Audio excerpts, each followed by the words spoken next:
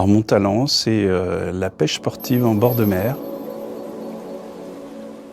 Stéphane Gravoy, donc je suis lead expert depuis 16 ans chez Delaware. Comment décrirais-tu la place que la pêche occupe aujourd'hui dans ta vie? C'est un loisir, une passion que je pratique depuis tout petit, l'âge de 12 ans.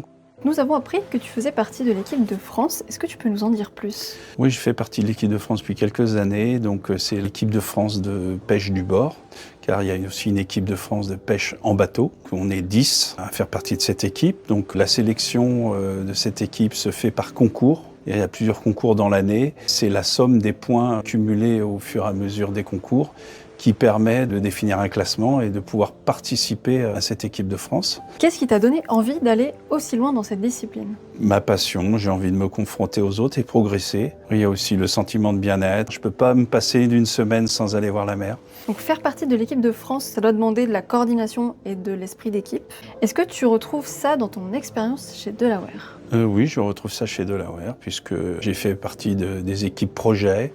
Donc on est obligé de partager dans certains sujets. C'est exactement pareil. Pour bien participer à certains concours, on a besoin d'une phase de conception. Comme un projet, c'est-à-dire qu'on conçoit nos montages, c'est jamais les mêmes pour qu'ils soient le plus optimum.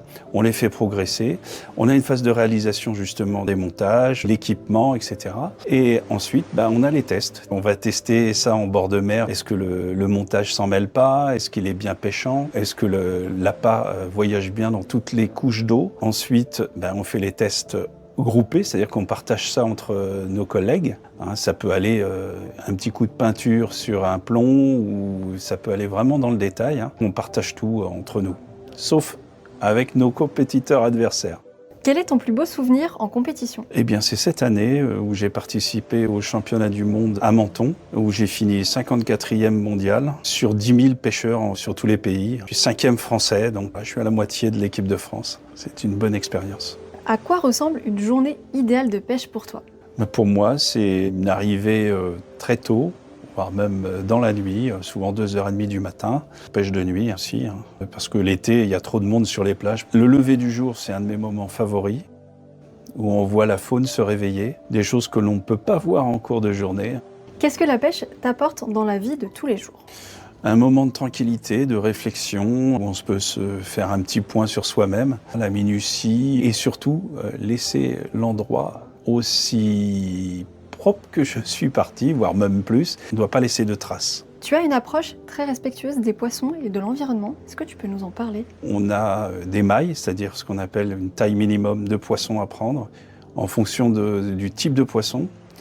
On a de plus en plus de quotas, c'est-à-dire qu'on ne peut pas prendre tous les poissons que l'on veut. En général, pendant les concours, nous, on a un grand seau avec de l'eau fraîche et un bulleur, on les met dedans. Et à la fin, puisque c'est la pesée qui compte en termes de résultats, on pèse les poissons et on les remet immédiatement à l'eau. Et en loisir, pratiquement tous les poissons, je les remets à l'eau, sauf un de temps en temps pour faire plaisir à madame.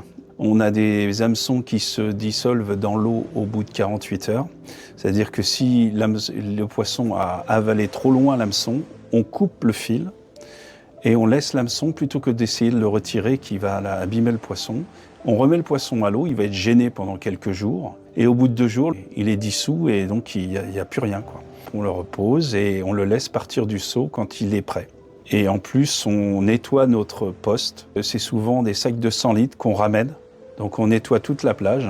On a une petite anecdote, on a trouvé un yaourt l'année dernière des Jeux Olympiques de 1964 ou 68, quelque chose comme ça, qui était encore dans l'eau. Les gens n'ont pas conscience que ce qu'ils jettent, ça reste très longtemps dans l'eau.